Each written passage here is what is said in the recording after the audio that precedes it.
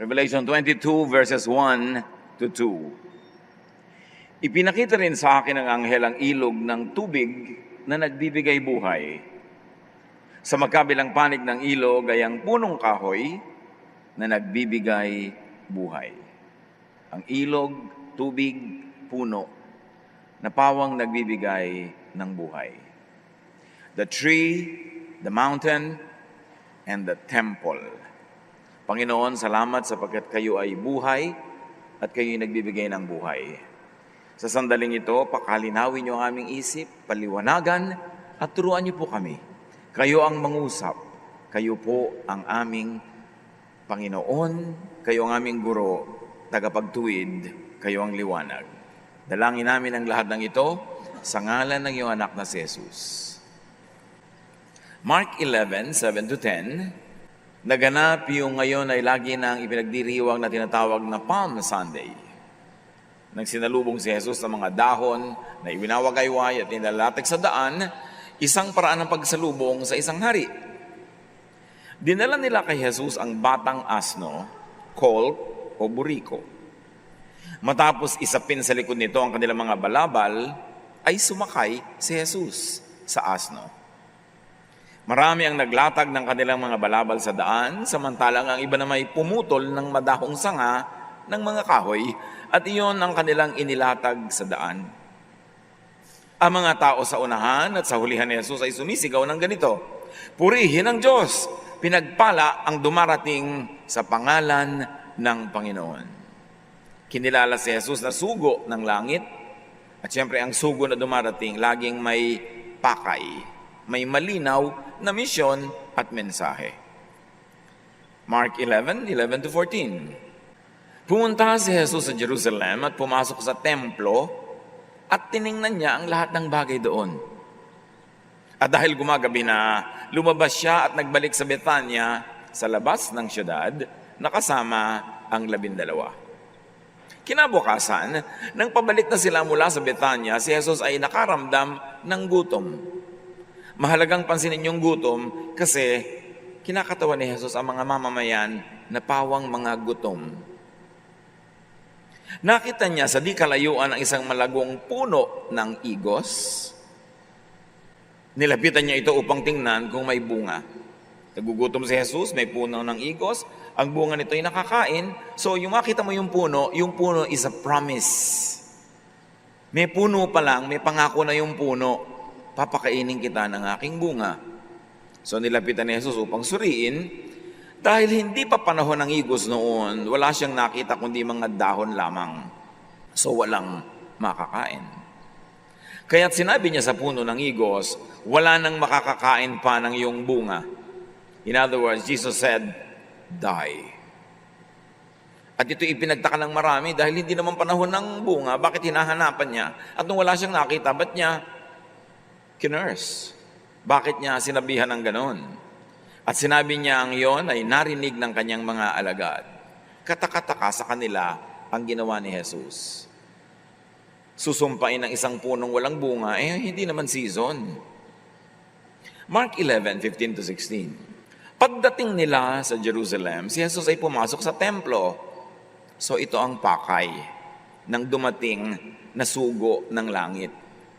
Kahapon, nung malapit ng gumabi, doon siya pumunta, wala ng tao, umalis siya. Ngayon, bumalik siya, at ngayon ay punong-puno ng tao ang templo. So, templo talaga ang pakay ng pagpunta ni Jesus bilang sugo ng langit sa Jerusalem. At anong ginawa niya? Nagdasal ba siya doon? Nag-alay ba siya tulad ng ginagawa ng lahat? No. Shocking ang ginawa niya. Ipinagtabuyan niya ang mga nagbebenta at namimili roon. Ano mga pinagbebentahan? Mga iba-ibang uri ng hayop na papatayin at iaalay doon sa templo at susunugin. At sino yung mga namimili? Yung mga taong nangangailangan ng mga hayop na ang dugo ay ibabayad nila doon sa templo para ang mga kasalanan nila ay pagdasal ng mga pari doon sa loob na patawarin ng Diyos. At yung mga karne ng mga binibili ng mga hayop, pagkain ng mga pare. Ano pa? At ipinagtataob niya mga mesa ng mga namamalit ng salapi at ang mga upuan ng mga nagtitinda ng kalapati. So pag mayaman ka, mga baka, malalaking hayop ang offering mo, pagka ikaw ay purita, kalapati. Depende sa budget mo, ang bayad sa iyong kasalanan. Pero lahat bibili. Bakit may mga namamalit ng pera?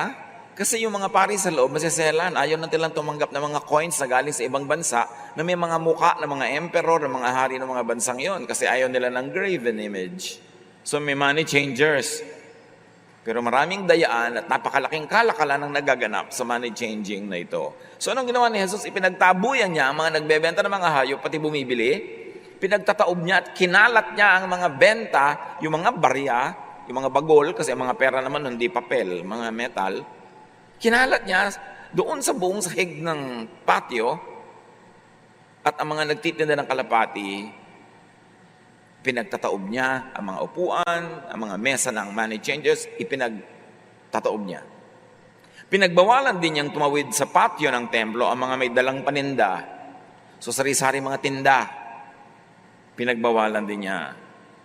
John 12:15 tells us that Jesus made a whip out of cords and drove all from the temple courts. He scattered the coins the money changers had. So gumawa pa siya ng mga panghampas at pinaghahampas niya ang lahat, pinalabas niya, pati mga hayop. It was a fatal blow on the business of sacrifice, on the business of the temple. Dinagukan ni Jesus sa araw na yon ang relihiyon na komersyo. Sasabihin ng iba, bakit ganun? Di ba Jesusness love? Di ba Jesusness kabaitan lang? No, no, no, no. True love hates. Mahal mo ang asawa mo, may gumagahasa. Alangan namang love mo rin yun ng gagahasa. Love mo ang anak mo, may pumatay. Alangan namang love mo rin yung pumatay. Because true love hates the enemy of the beloved. Truth hates falsehood. Kindness hates unkindness. Kaya hindi pwede sabihin, di ba, Jesusness na tayo, so dapat hindi ka na magalit kahit di ko bayaran ang utang mo. No, no, no, no. Jesusness is not blindness. It's not todo pasa. Hindi ito pagsasawalang bahala. Jesusness is not falsehood or evil or injustice. Jesusness is against wrongness. Huwag nating abusuhin yung, di ba, Jesusness na tayo, tapos lahat na ng mga kabalbalan, gusto mo pasado. Hindi ganun. Si Jesus, because of his intense Jesusness, hated the commerce that was going on in the temple. Kinamuhian niya ang pagsasamantala ng mga pare sa mga mangmang na mga mananampalataya na hinuhut-hutan ng templo, ng kahuli-hulihan nilang barya. Ang mayayaman, mga baka, mga kambing, malalaking hayop, at mahihirap, o sige, kalapati na lang. Ba't hindi na lang lahat kalapati kung pwede lang pala yung kalapati? Siyempre, mas malaki ang kita nila sa mas malalaking hayop. At yung mga dinner nila, yung best parts of those animals, hindi naman kinakain yun ng Diyos eh. Ang kumakain naman ng mga offering yung mga pare. Kaya ayaw nila ng mga imperfect animals. Sabi nila, ayaw ng Diyos ng imperfect animal. Para tuloy ang Diyos ngayon, mayroon pang discrimination against the disabled animals. No, sila, ang gusto nila, perfect yung kakainin nila. So sinasabi nila, yun ang gusto ng Diyos. Kasi ang gusto ng pare, yun ang gusto ng Diyos. Sabi nila. Kaya hindi ko mo laging sinasabing sabi ng Diyos, sabi na ngayon ng Diyos. Sabi lang yun ng mga pare, para sundin mo. Pero sila ang nakikinabang. Pag ang sinasabi nila na sabi ng Diyos, sila yung nakikinabang, magduda ka na doon. They controlled literature. They controlled religious verses. They controlled everything. Kasi no read, no write naman yung mga tao. So kung anong sabihin nila, yun na lang ang batas. Pero muhing-muhi si Jesus sa ganun. Sukdo lang ipagtataob niya ang mga mesa, ipaghahagis niya ang mga barya doon, yung mga pera. Sukdo lang palayasin niya ang lahat ng tao doon sa lugar na yun ng templo. Hebrews 10:5-10, nang si Kristo'y naparito sa daigdig, sinabi niya sa Diyos, hindi mo ninais o kinalugdan ang mga alay at handog na hayop, mga handog na susunugin, at mga handog dahil sa kasalanan, kahit ito'y inihahandog ayon sa kautusan. So ang paghahandog ng Israel ng mga ito, ayon sa kautusan. Sa kautusan ni Moses, sa kautusan ng mga priests, ng mga Pharisees, ng teachers of the law. Pero sabi ni Jesus mismo sa Ama, hindi naman kayo nalulugod dyan eh. Kahit na sinusunod ng mga Israelita ang kautusan, ayaw nyo sa ginagawa nila kasi hindi naman kayo ang may utos niyan. So maraming utos na akala nila utos ng Diyos, priest lang pala ang may kagagawan. Zeal for truth made Jesus very, very angry with the way the temple was squeezing money out of people who they label sinners. Kaya ang daming batas para maging sinner ka. At pag sinner ka, ang dami mong offering. Pag maraming offering, marami silang tubo. Kaya dami ang batas para wala kang kaligtasan sa mula sa kanilang mga panunumbat at pang-uusig. Where there is more law, there is more transgression. When there is more transgression, the more you need the ministration of the priests. Cyclical yan. Kaya ayaw na ayaw ng mga Judaizers, ayaw na ayaw ng mga Udyo, at ayaw na ayaw ng mga Pharisees, yung ituturo mo yung salvation by grace through faith in Jesus. Kasi nawawala sila sa economy. Hindi ka na kailangan mag-sacrifice. Hindi mo na kailangan bilhin ang mga kapatawaran sa iyong mga kasalanan. Nawawala sila ng negosyo, kaya ayaw nila yan. Mark 11:17. At tinuruan niya mga tao ng ganito. Balik tayo doon sa kwento tungkol sa pumasok si Jesus sa templo, ha? Nasusulat, ang aking, and may I add, tunay na tahanan ay tatawaging bahay dalanginan. And may I add, hindi bahay na sunugan ng handog, hindi palengke ng lahat ng bansa. And may I add, hindi ng Israel lamang. Sabi ni Jesus, nasusulat, ang aking tahanan ay tatawaging bahay dalanginan ng lahat ng bansa. Hindi ito bahay ng offering, hindi ito bahay ng sunugan, at hindi ito para sa Israel lamang, kasi para ito sa lahat ng bansa. Pero alam nyo yung templo, hindi pwedeng pumasok doon ng mga Gentiles, hanggang doon lang sila sa labas. Sinolo nila ang Diyos. Again, press release lang yan ng mga Israelite. Hindi galing sa Diyos. Si Jesus na mismo ang may sabi.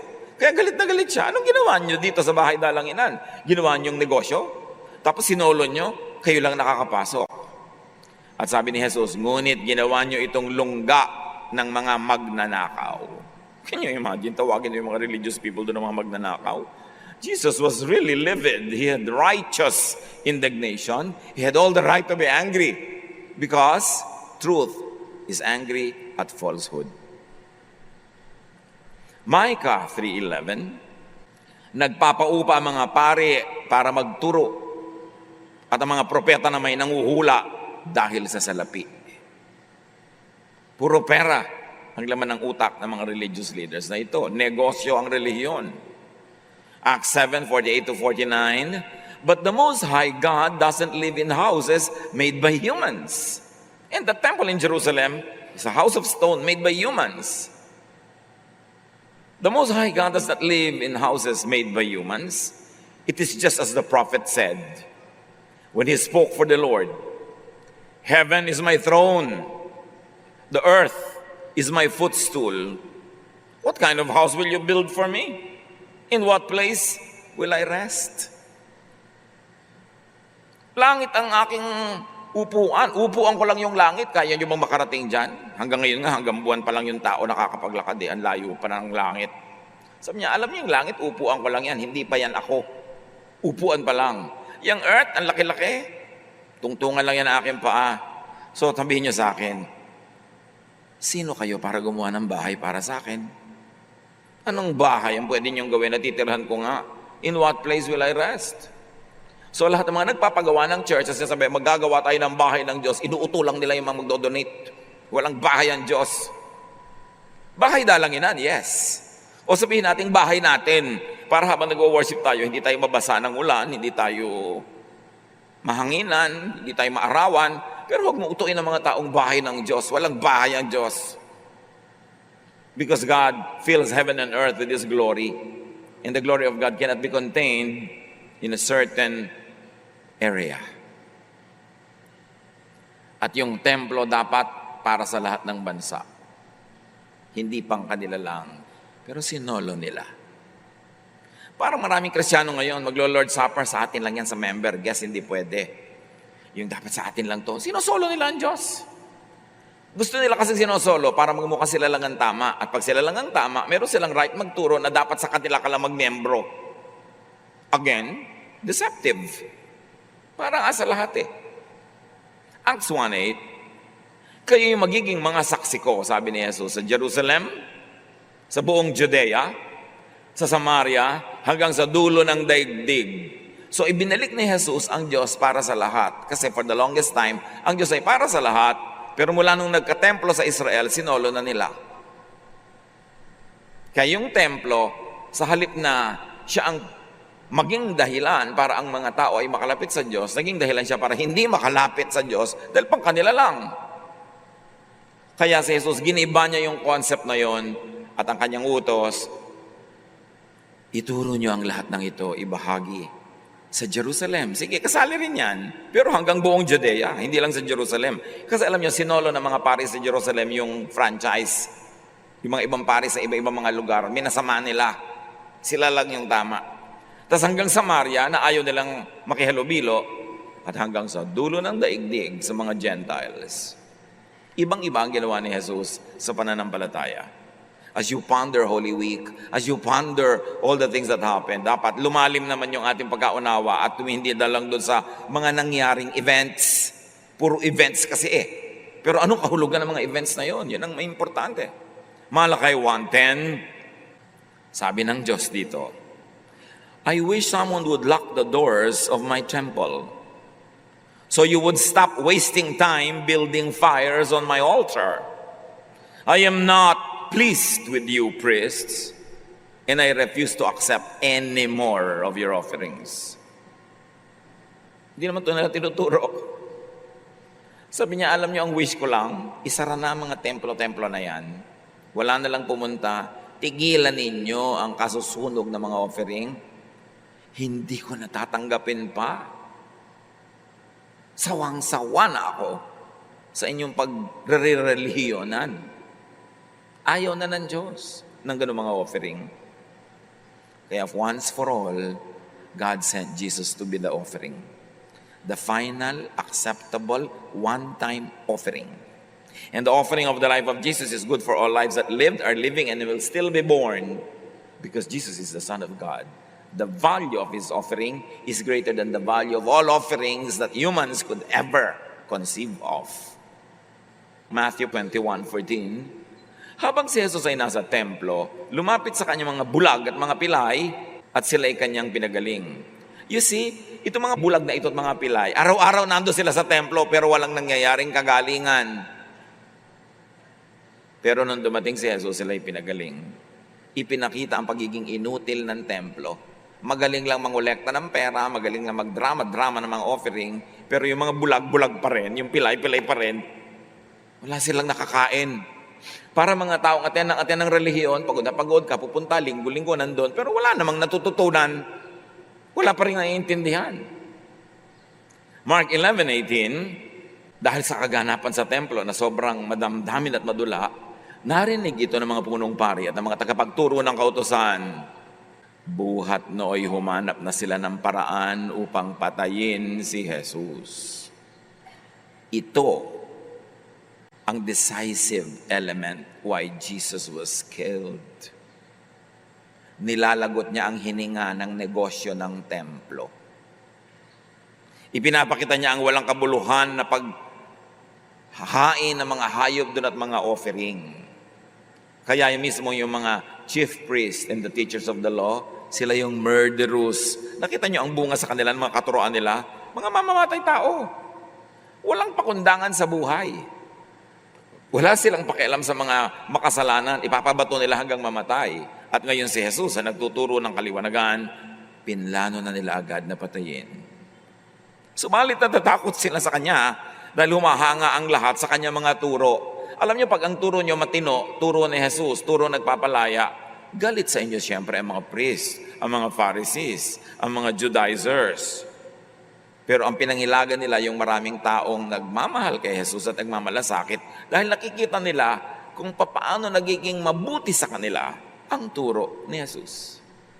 Mark 11:19-21. Pagsapit ng gabi, si Jesus at ang kanyang mga alagad ay muling lumabas ng lungsod. Kinaumagahan, pagdaan nila ay nakita nilang natuyo ang puno ng igos hanggang sa mga ugat nito. Natatandaan nyo, nagutom si Jesus, tinignan niya yung fig tree o puno ng igos, madahon pero walang bunga, kahit hindi naman panahon ng bunga, sabi niya, hindi ka na pipitasad kahit kailan, mamamatay ka na. Ano ang connect nito sa dramang naganap sa templo? Malaki. Yung puno na ito ng igos na namatay ay hindi lang isang side story. This is a very important metaphor of what happened and what will happen to the temple. Naalala ni Pedro ang nangyari dito, kaya't kanyang sinabi kay Jesus, Guro, tingnan ninyo, patay na ang puno ng igos na isinumpa nyo. The fig tree, which for now we will take as symbol of the temple, is fruitless. Like the temple is fruitless. Kaya ang ginawa ni Jesus sa fig tree, yun din ang ginawa niya sa templo, nilagutan niya ng hininga. Luke 13, 6-7. Sinabi pa sa kanila ni Jesus ang talinghagang ito. Ito na ang mga paliwanag kung bakit ang fig tree ay ang templo at iisa sila.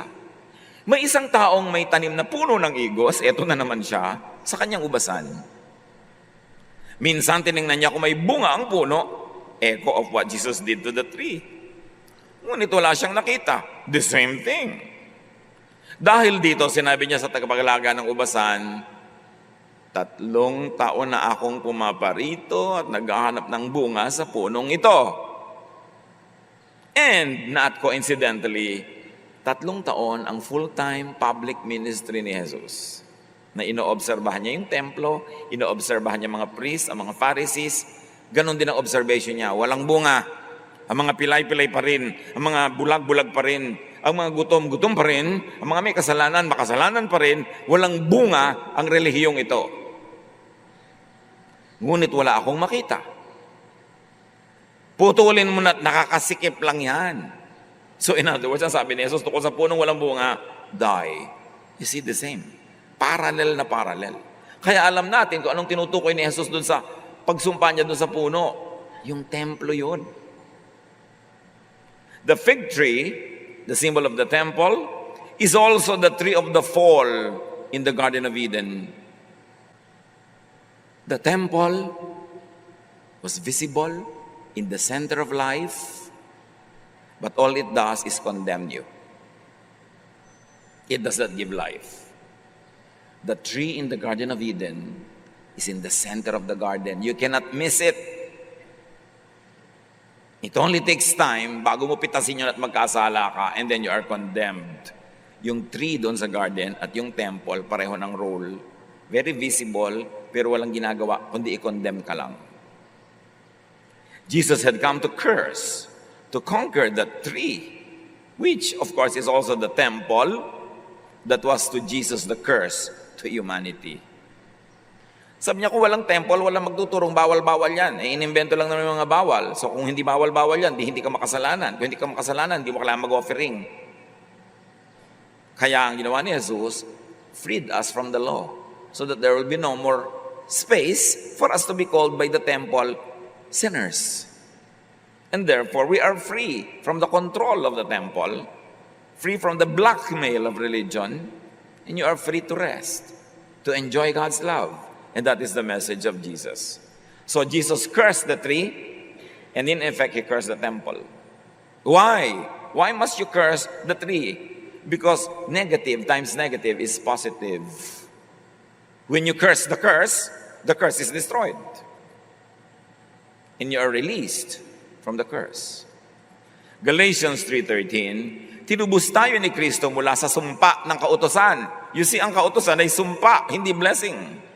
Nang siya ay isinumpa para sa atin. So sumpaan, negative times negative becomes positive. Tayo nakasumpa sa kautusan, sinumpa ni Jesus ang kautusan na sumpa rin, ang bunga positive, tayo ay nakalaya. Sapagkat nasusulat, isinumpa ang bawat binibitay sa punong kahoy. O eto na naman yung punong kahoy. Yung puno ng igos. Yung puno sa Garden of Eden. Yung punong kahoy na itinawag sa Book of Peter sa krus. Yung puno, yung tree as theme dapat pansinin. Now, Jesus overcame and replaced the serpent on the tree. Hindi ba? Yung ahas na doon sa puno na naging dahilan ng pagbagsak ng katauhan. Yung puno na yon naging parang cross at si Jesus na ang nandun, biniligtad niya ang purpose, blessing na hindi curse. Forgiveness na from sin, not sin. Nung panahon nila Moses, napakaraming matitigas ang ulo. Yung matitigas ang ulo, biglang ipinatukan ni Moses sa maraming ahas. Aha, matigas ang ulo nyo? Tuklawin sila. Ang daming ahas na naglabasan, pinagtututuklaw sila. Hanggang makaawa sila. Promise, mag-change na kami. Huwag mo kami ipaubo sa ahas. Numbers 21, 8-9. At ganito ang sagot sa kanya ni Yahweh nung iniluhog niya ang mga tao kay Yahweh. Gumawa ka ng isang ahas. And read that ahas now at Jesus, ha? Not Satan. Gumawa ka ng isang ahas na tanso. Ilagay mo yun sa dulo ng isang mahabang kahoy. And read the kahoy as krus. Sino mang natuklaw ng ahas, yung ahas sa puno ng Eden, yung ahas sa templo, sino man ang matuklaw nila at tumingin doon, manalig kay Jesus, ay hindi mamamatay. And here's an artist's depiction of that bronze serpent. Gumawa si Moses ng bronze serpent na nasa mahabang kahoy, na hindi naman mahirap imagine na mukhang krus. At sino man na tinutuklaw ng ahas, yung ahas number 1 sa puno ng Eden, yung ahas sa templo, yung sinasabi ng ahas na makasalanan ka, tutuklawin kita, therefore mamamatay ka. Pag tumingin ka doon sa ahas na bronze, hindi ka na mamatay. Kitang-kita yung plano ng Revelation. John 11:25, Jesus said to them, I am the one who raises the dead to life. Everyone who has faith in me will live even if they die. Kahit natuklaw ka ng ahas ng puno ng Eden, natuklaw ka ng katuruan ng mga templo na makasalanan ka, therefore patay ka, pag sa akin ka naniwala, buhay ka. Di ka mamamatay. Kahit pinagtutuklaw ka na ng ahas na yan. Kaya yung ahas na ito ay napakadaling makita na pinalitan ni Jesus doon sa stick. Hindi laging negative ang ahas, ha? Katulad ng hindi laging negative ang lion, kasi si Jesus, Lion of Judah. So, yung ahas na tinitingnan nila nung panahon na yun, pag tinuklaw ka ng ahas number 1, titingin ka sa ahas number 2, yun na si Jesus, ahas number 2, na nagbibigay ng buhay, pangkontra sa kamandag ng ahas number 1. Numbers 21:9, ganun nga ang ginawa ni Moses. Kaya lahat ng natuklaw ng ahas number 1, addition ko na lang yung number 1 para madali, ay tumingin sa ahas number 2 na si Jesus, natanso at hindi nga namamatay. Jesus as replacement of the serpent heals and saves. Kaya siya ang logo ng medicine, ahas, sa stick ni Moses na nagpapagaling, na naging Jesus sa cross na nagpapagaling. Jesus had come to reverse the curse of the fruitless tree, the fig tree, which is the temple. And how does he reverse that? In and by his work. Jesus came to replace the cursed tree in the garden. Yung puno sa garden na nakaglambitin yung ahas doon, nagkasala tuloy yung mga tao. Kung wala ba naman yun doon, di wala dapat kasalanan. Doon pa inilagay sa gitna. Hindi mo mamimiss. Jesus came to replace the cursed tree in the garden with and by himself as the tree, the cross. So the fig tree and the temple are one and the same, fruitless. The fig tree died, that temple also died. John 15:1, ako ang tunay na puno ng ubas at ang aking ama ang tagapag-alaga. So you see, laging may puno si Jesus. Ako ang tunay na puno, hindi ang fig tree. Hindi ang temple. Hindi yung puno sa Garden of Eden na napahamak ang mga tao. Ako na ang puno na siyang nagbibigay ng kaligtasan sa kapahamakan na yon. In Jesus, all the curses of the law had been reversed to become blessings, to become grace. Kaya dapat pag mga Holy Week, ang inuulit-ulit, hindi yung pagdurusa, hindi yung mga pagpapako, hindi yung mga paghahampa.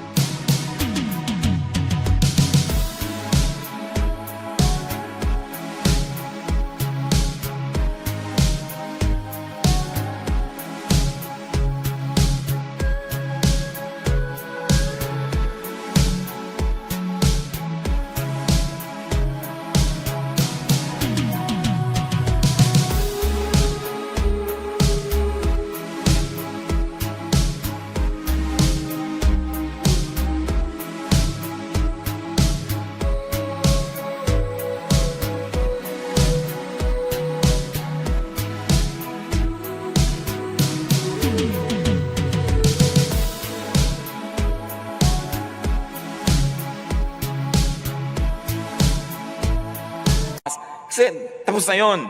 Ang dapat ituro, hindi na kailangan yan. Kasi kay Jesus, lahat tayo ay pinatawad na, tinanggap na, at nabura na ang lahat ng batas na nagsasabing makasalanan tayo. Ang umiiral ay ang batas ng pag-ibig, ng pagpapatawad, ng pagtanggap sa isa't isa, so we can all rest and relax.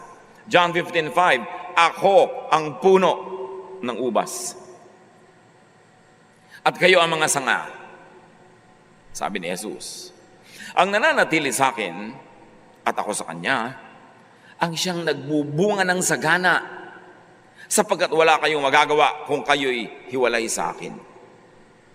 Akala naman ng iba, at lagi itinuturo rin ng relihiyon hanggang ngayon, yung bunga na yun ay laging good works, donations, pagtitiis, paglilingkod. Puro ina-exploit na naman yung mga tao. Yes, bunga rin yun. Pero ang bungang gusto ni Jesus ay kapayapaan, katahimikan ng loob, pahinga, pag-ibig, pagtanggap sa iba, makarelax tayong lahat. Mas mahalaga yung bunga na yon, fruit of the Spirit. Siyempre, pag inuuto ka ng religion, ang bunga na naman na hinahanap nila, works, donations. Bunga rin yun. Kung talaga nasa Panginoon ka, mag-work ka naman talaga, magdo-donate ka, kita mo naman yung need. Pero hindi nang pangunahin. Ang gusto na Jesus sa makita, ang bunga mo, yung tahimik ka, payapa ka, hindi ka guilty, hindi ka nang papagilty sa iba, hindi ka nang uusig. Tahimik ka. Tinatanggap mo ang katotohanan tungkol sa iyong sarili, tinatanggap mo ang iyong sarili, tinatanggap mo ng iba, ang iba, tulad ng walang patakarang pagtanggap sa iyo ng Diyos dahil sa ginawa para sa iyo ni Jesus. But Jesus had come also to replace the tree of life denied to the humans. Alam niyo naman yung kwento sa halaman ng Eden, nang nagsulat naman ng mga pare. Sino pa ba nagsulat ng lahat ng yan? Magtataka ka, yung puno ng tukso nasa gitna. Hindi mo pwede hindi madaanan araw-araw. Tapos yung tree of life nasa sulok ang layo. At ipinagkait pa sa mga tao na pumitas doon, binantayan pa ng anghel para walang makakapit sa tree of life. Binaligtad lahat ni Jesus yun. Genesis 3:22-24, ang kwento ng mga pare. And the Lord God said, the man must not be allowed to reach out his hand and take also from the tree of life and eat and live forever. Bakit naman aayawin ng Diyos na mabuhay ang mga tao forever? Ayaw ng mga pare. Kailangan patay ka para bilhin mo ang iyong kaligtasan. Magbigay ka ng mga offering, magbayad ka sa mga padasal, and then mabubuhay ka. So the Lord God, sabi ng mga pare, banished him from the Garden of Eden. After he drove the man out, he placed on the east side of the Garden of Eden cherubim and a flaming sword flashing back and forth to guard the way to the tree of life. Ito ang kwento ng mga pare, pinagkaitan ng Diyos ang mga tao ng buhay na walang hanggan, pinabantayan sa mga cherubim na may mga espadang nag-aapoy, walang pipitas sa tree of life. Magdusa kayo, mamatay kayo dyan. Sa pagpitas nyo, sa bunga na inilagay naman ng mga nagkwento, sa gitna pa mismo, setting the people up for failure. Necessitating the ministration of the priest, the intercession of religion. Jesus opens that gate to the tree of life that was closed in the garden and for all time veiled in the temple. Sa templo, merong Holy of Holies. Nandun ang sinasabi ng mga paring presence of God. Pero may makapal na kortina, walang makakapasok except only the high priest, one person, once a year. Siya lang ang pwedeng lumapit sa Diyos. Nakasara ang kortina, tulad nung gate sa Garden of Eden na isinara, walang makakalapit sa Tree of Life na ibinibigay ng Diyos. At ang lahat ng yan, binaligtad ni Jesus. John 14:6, I am the way, sabi niya. Not that curtain, not that guarded gate. I am the truth, not the teachings of the temple. And I am the life, not the death in the temple, not the death that happened to the fig tree. Without me, no one can go to the Father. Sabi ni Jesus, kung hindi sa akin, hindi nyo mapapasukan yung gate na yon na nandun yung tree of life. Kasi binabantayan nila, pinabantayan ng mga pare. Sabi nila, pinabantayan ng Diyos. Ba't naman pagkakait sa'yo ng Diyos yun? At sabi bigla ni Jesus, John 10:7-9, I am the gate for the sheep. at ako'y bukas 24/7. Gising 24 oras. Pwede kayong pumasok. Mark 15:38, nung namatay si Jesus, yung kurtinang humahati at hindi pwedeng pasukin ng tao, napunit sa gitna ang tabing ng templo mula sa itaas hanggang sa ibaba. Pagkalagot na pagkalagot ang hininga ni Jesus sa krus, napunit ang makapal na kurtinang nagbabawal sa mga taong pumasok sa Holy of Holies. Ibig sabihin, si Jesus, binuksan niya ang daan patungo sa Diyos na isinara ng templo.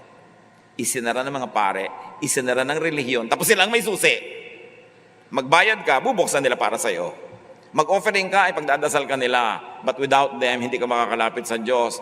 Kabalbalan, itinuwid ni Jesus, kaya siya pinatay.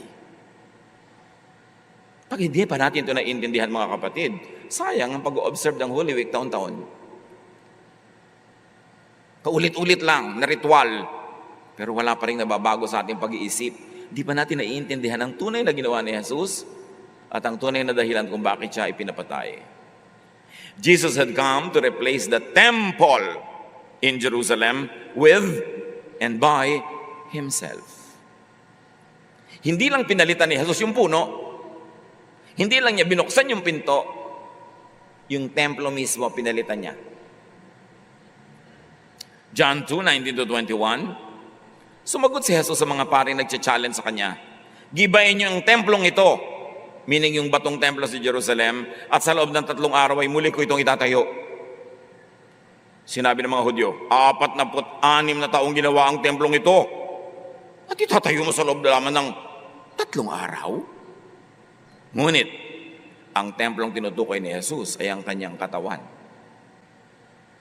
Giniba na ni Jesus ang templong yon kasi walang silbi.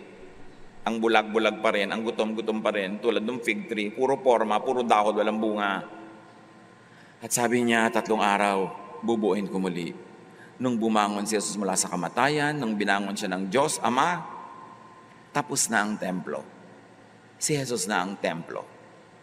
At hindi lang yon. Sabi ni Jesus, ibibigay ko sa inyo ang Espiritu Santo. Hindi ko kayo iiwan ng mga ulila.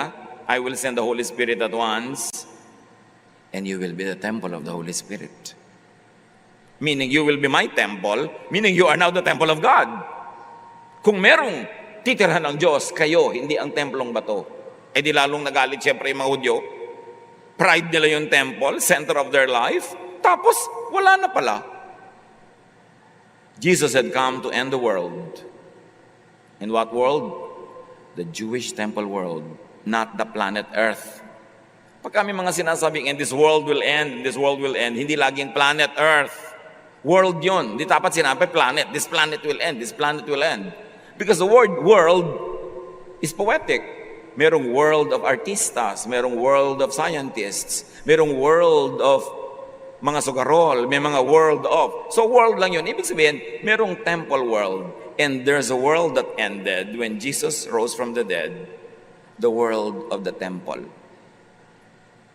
Matthew 24:19-21 details the hardships at the end of the world. Pero hindi the end of the planet. It was the end of the temple world because there was something that happened.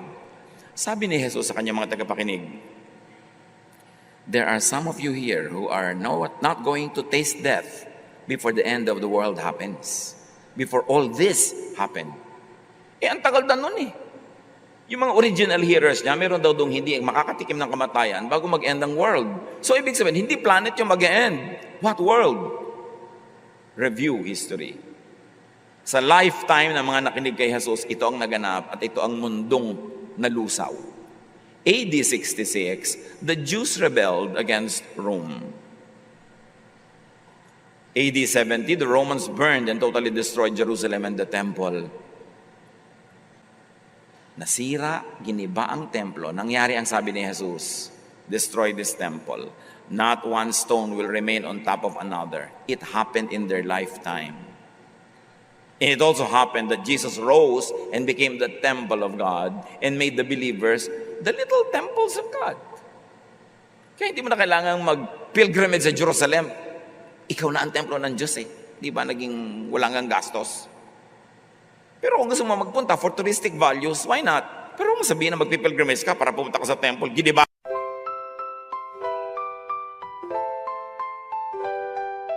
Lakefront breeze whispers your name. City lights dancing in neon flame. Heartbeats quick in a sweet refrain. Your laugh cuts through the summer rain. Electric dreams in your eyes so bright.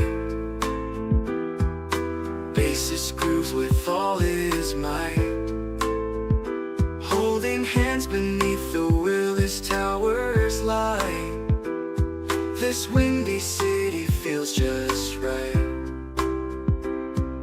The Navy Pier Ferris wheel spins above. As the music takes control, whispers of love. Oh darling, this magic won't fade. Beneath the stars a love parade. With you by my side unafraid. Magic's real, forever will stay. Guitar solo sings sweet serenade. Your voice is honey, love sweet parade. Chicago blues melt away the shade. In your arms, a future we've made. Drums are beating a rhythm so true. Never want this night to end, just me and you. 80s synth keeps the feeling new. Chicago magic forever will pursue. Oh darling, this magic won't fade. Beneath the stars a love parade. With you by my side unafraid. Magic's real, forever will stay. The doggone night, a memory to hold. A love story forever told. In this magical city, our hearts unfold. Chicago night forever will hold.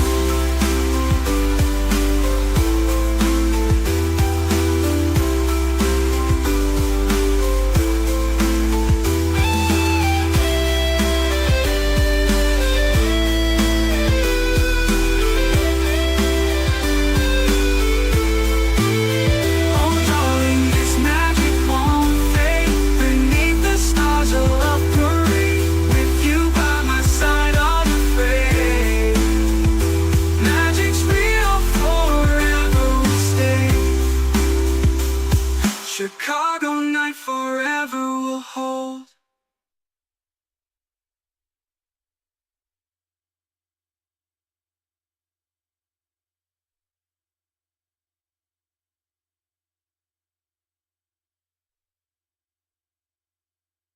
Ngayon, pupunta ka pa, kung gibayin uli yung konting-konting nalalabing bato-bato doon, baka madamay ka pa. Kaya ang tagumpay ng Roma sa total destruction of the temple, ipinagdiwang sa Ark of Titus, which was built in AD 81 to 85. Sino ang si Titus? Son of the Emperor Vespasian, the destroyer of the temple. At ito yung Arko, which is just a few steps away from the Roman Colosseum sa Roma. Nakatayo pa yan hanggang ngayon. At isang detalye sa Ark of Titus na ito, yung pagdala nila ng menorah from Jerusalem into Rome. Binitbit ng mga Roman soldiers ang mga laman ng templo. Nandun yung menorah, yung pinaka-sacred, at mga mesa-mesa, silya-silya, exactly yung ipinagtataob ni Jesus. Ang ginawa ni Jesus, nung umakyat siya sa templo nung Palm Sunday, naganap nung AD 70. The temple was destroyed. Everybody was driven out, not only of the temple grounds, but out of Israel, because all the Jews had been dispersed. Pinalaya sila doon ng Rome. Naganap ang sinabi niya na lagot ang hininga ng templo tulad ng punong isinumpa niyang naluoy. Tapos yung mga romantic na mga evangelicals ngayon gusto pang mag-donate para buuin uli yung templo. Bakit bubuuin na naman yun? Para mag-offer ka na naman ng mga baka. inoffer na nga si Jesus. Anong klaseng ilusyon yan? Back to the fig tree sa kwento. Mark 11:22-23. Sumagot si Jesus, manalig kayo sa Diyos. Tandaan ninyo ito. Kung kayo'y mananampalataya sa Diyos at hindi kayo nag-aalinlangan, maaari niyong sabihin sa bundok na ito, umalis ka dyan, tumalon ka sa dagat, at ito nga ay mangyayari. Lagi na lang ng interpretation, ito'y isang generic mountain, problem, na sa pangalan ni Jesus. In Jesus' name, umalis ka problem, aalis ka yung problem. Alam niyo namang hindi lagi umaalis yung problem, so hindi yun ang ibig sabihin ito. And it is not also about the efficacy of prayer, na pag sinabi yung in Jesus' name, manggaganap nga, dahil ang dami mo nang in Jesus' name, hindi naman naganap. So maling pag-claim sa promise, kung ano yung bundok na papalayasin. Yung bundok na kung nananalig kay Jesus ay pwede mong palayasin, is the mountain of Zion, where the temple is. Sabi ni Jesus, if you have faith, you can tell this mountain, itong mountain na ito, nakaharap natin, umalis ka dyan.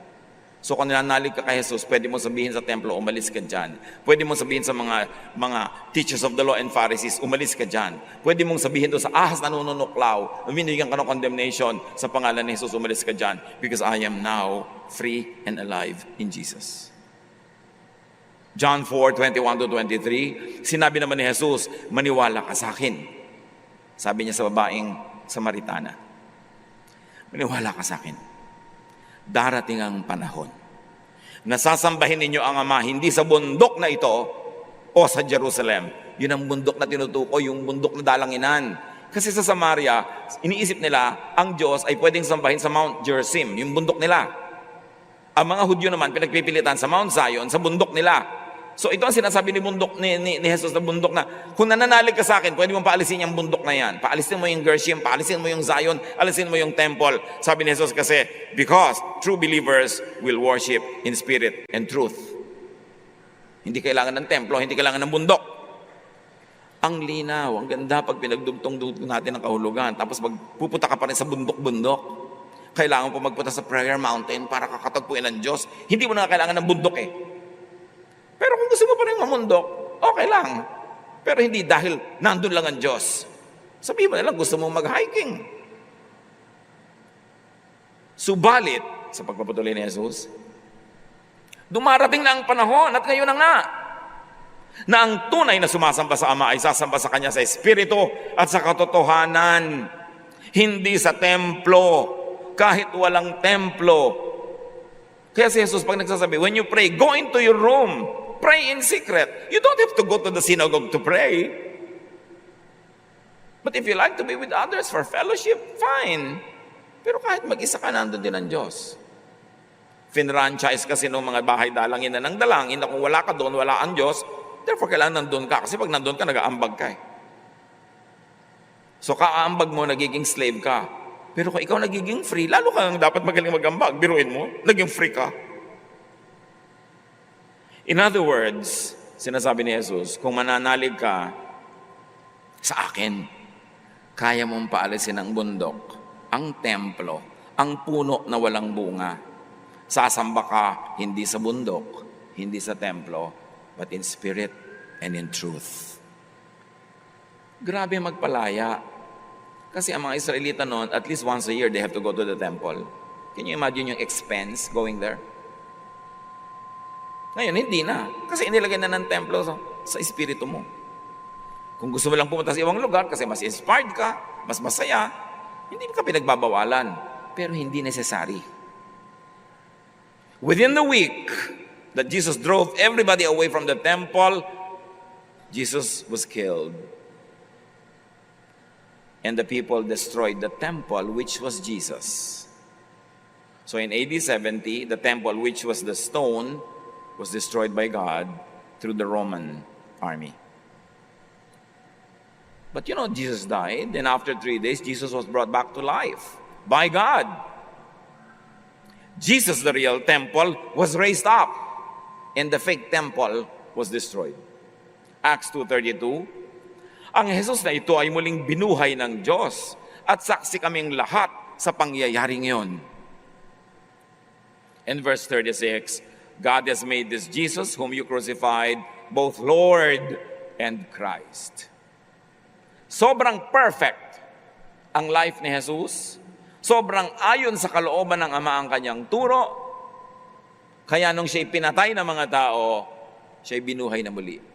Patunay na lugod ang Diyos sa kanyang katuruan, na kontra sa katuruan ng templo at ng relihiyon. Revelation 22:1-2, isang vision about that perfect condition where the believers will be with God. Ipinakita rin sa akin ang anghel ang ilog ng tubig na nagbibigay buhay. Sa magkabilang panig ng ilog ay ang punong kahoy na nagbibigay buhay, hindi yung fig tree na walang bunga, hindi mo pakinabangan kung gutom ka. John 15:5, ako ang puno ng ubas at kayo ang mga sanga. Ang mananatili sa akin at ako sa kanya, ang siyang nagbubunga ng sagana. At remember, ang bunga na yun ay hindi lang paglilingkod, hindi lang sakripisyo, bagamat kasali yon. Pero more than that, kung talaga ikay nananatili kay Jesus, payapa ka, tahimik, mapagmahal, maibigin, mapagpatawad, relax ka. Sapagkat wala kayong magagawa kung kayo'y hiwalay sa akin. Ano ang dapat natin pagmuni-munian?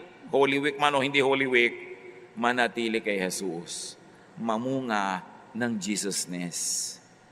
The fruit of the Spirit is the fruit of Jesusness. Panginoon, turuan niyo kami na bigyan ng buhay itong mga katuruan na ito sa aming pang-araw-araw na mga galaw at kilos. Maging totoo sa amin ang kahulugan na si Jesus ang templo. Kami ay ginawa ring extension ng templong ito. At ang layo ninyo sa amin ay makalaya sa bundok, sa puno, sa templo, kundi mamuhay na may kapayapaan, katahimikan at pag-ibig.